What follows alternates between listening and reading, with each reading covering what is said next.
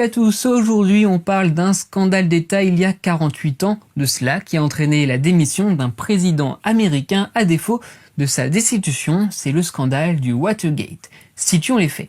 Le 17 juin 1972, dans l'immeuble du Watergate à Washington DC, 5 cambrioleurs sont arrêtés par la police en possession de matériel d'espionnage. Ils sortent du 6e étage où se trouvent les bureaux du Parti démocrate. Ils devaient y poser des micros.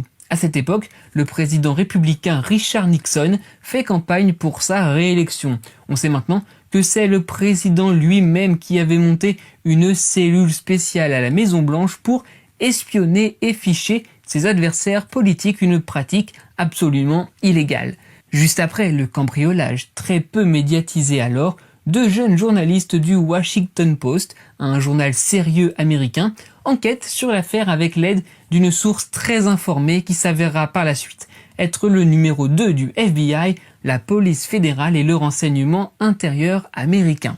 Parallèlement à cela, après la réélection de Nixon en novembre 1972, une commission du Sénat est mise en place. Ces 2 enquêtes permettent de mettre au jour de très nombreux éléments qui vont mener notamment au déclenchement de la procédure d'impeachment, c'est-à-dire de destitution du président. Nixon démissionne avant la fin de la procédure le 9 août 1974. Allez, pour finir, notez quelques éléments. L'un des braqueurs avait travaillé auparavant pour la CIA et possédait une ligne directe vers la Maison-Blanche, sachant que l'opération dans le Watergate avait été financée par le comité de campagne de Nixon. Et enfin, parmi les autres pratiques illégales du président américain, on pourrait citer des opérations militaires secrètes, un très grand nombre d'écoutes téléphoniques, un fichage systématique des opposants, bref, plein de choses que l'on n'est pas censé retrouver dans une démocratie.